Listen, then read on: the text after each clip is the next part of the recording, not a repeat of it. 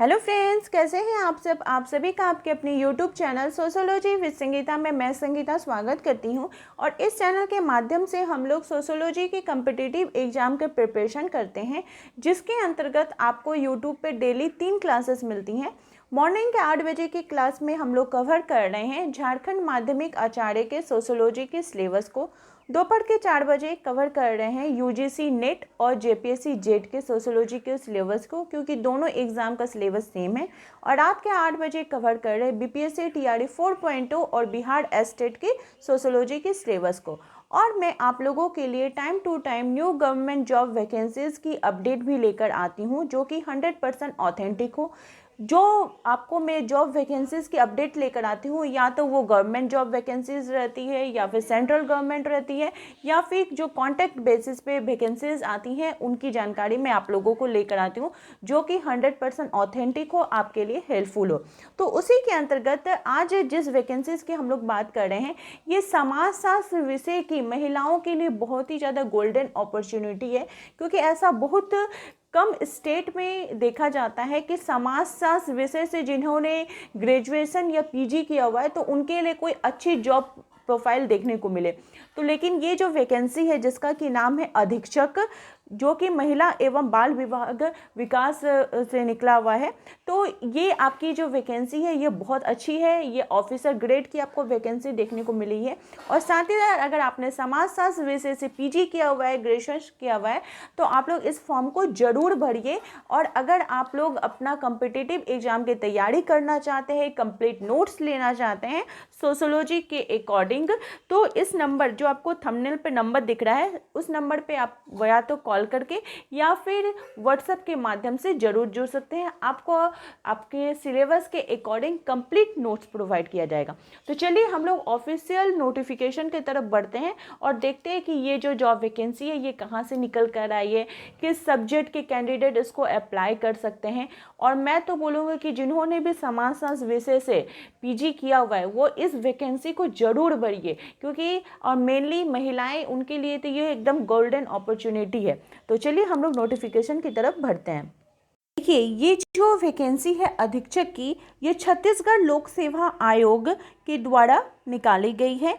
अधीक्षक पोस्ट का नेम क्या है? अधीक्षक, यानी बाल देखरेख संस्था के अंतर्गत महिला एवं बाल विकास विभाग के अंतर्गत ये भर्ती निकाली गई है। सीधी भर्ती है।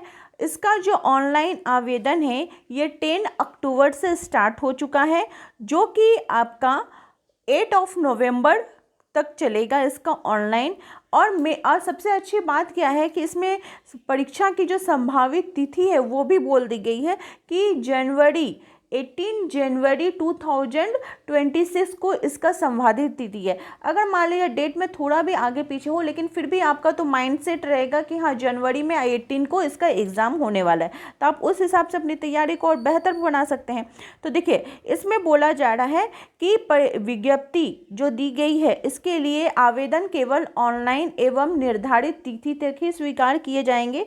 किसी भी प्रकार का मैनुअल अथवा डाक द्वारा भेजा गया आवेदन पत्र जो है वो आयोग क्या करेगा? स्वीकार नहीं करेगा। ठीक है, इसमें साफ बोला गया है। परीक्षा की ऑनलाइन आवेदन की अंतिम तिथि है आपका 8 नवंबर, जो कि 10 अक्टूबर से स्टार्ट हो चुका है। और आप कहाँ पे जाके इसका ऑनलाइन कर सकते हैं? तो ये रहा ऑफिशियल वेबसाइट www.psc.cg.gov.in पर जाकर आप इसका ऑनलाइन कर सकते हैं। और अगर आपने फॉर्म फिलअप किया, अगर आपको त्रुटि में सुधार करना, कोई गलती हो गई है तो उसमें सुधार करना है, तो अंतिम तिथि के बाद यानी 9 नवंबर को इसका मध्याह्न 12 बजे से लेकर, मतलब दोपहर के 12 बजे से इसका जो है करेक्शन डेट स्टार्ट हो जाएगा 9 नवंबर को, जो कि 11 नवंबर तक चलेगा। तो आप लोग अगर बाई चांस किसी का गलती होता है, मैं तो बोलूँगी गलती ना ही कीजिए, लेकिन अगर हो भी जाता है तो आप लोग वहाँ पे जाकर वहाँ पे सुधार कर सकते हैं। और त्रुटि सुधार के लिए आपको 500 रुपये एक्स्ट्रा चार्ज लगेगा। ठीक है, ऑनलाइन आवेदन जो है वो केवल एक बार ही किया जाएगा। यहाँ पे सारा दिया हुआ है। ये जो ऑफिशियल नोटिफिकेशन है मैं आप लोगों को डिस्क्रिप्शन बॉक्स में दे दूँगी, आप लोग जाकर वहाँ से एक बार ज़रूर रीड आउट करिएगा। बोला जा रहा है कि ये भारतीय नागरिक और भारत शासन द्वारा मान्य श्रेणियों के अभ्यर्थियों के द्वारा छत्तीसगढ़ शासन के महिला एवं बाल विकास विभाग के अंतर्गत अधीक्षक यानी बाल देखरेख संस्था के रिक्त पदों पर भर्ती की गई है। टोटल पोस्ट की बात की जाए तो 55 पोस्ट पे ये वैकेंसी आई हुई है और पे मैट्रिक लेवल्स जो है आपको अच्छी खासी मिलने वाली है और लेवल 9 की है। मतलब आपको समझ सकते हैं कि आपका स्टार्टिंग सैलरी जो है वो 55 to 60 के बीच में रहेगा, फिर एक्स्ट्रा जो है वो सभी मिलेगा।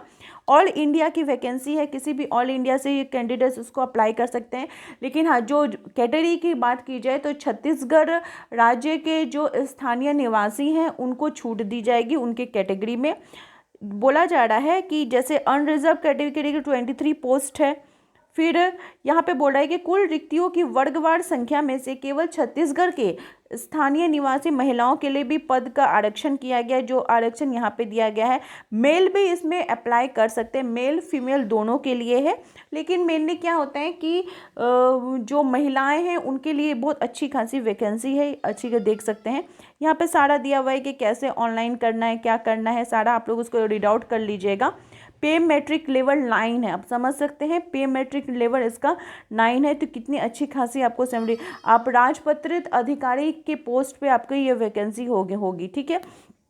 और 3 वर्ष की परिवीक्षा मतलब जो ऑब्जर्वेशन का पीरियड रहता है उसके बारे में बोला गया है।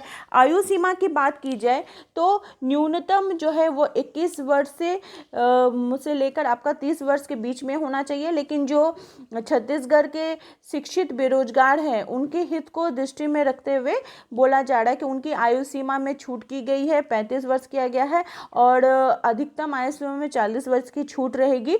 ये अच्छी बात है। फिर महिलाएं जो हैं उनकी आयु में 40 और 10 वर्ष का छूट दिया गया है, यह छत्तीसगढ़ का दिया गया है। यहाँ पे सारा आपका दिया हुआ है। आयु की गणना जो है वो 1/1/2025 के संदर्भ में की जाएगी।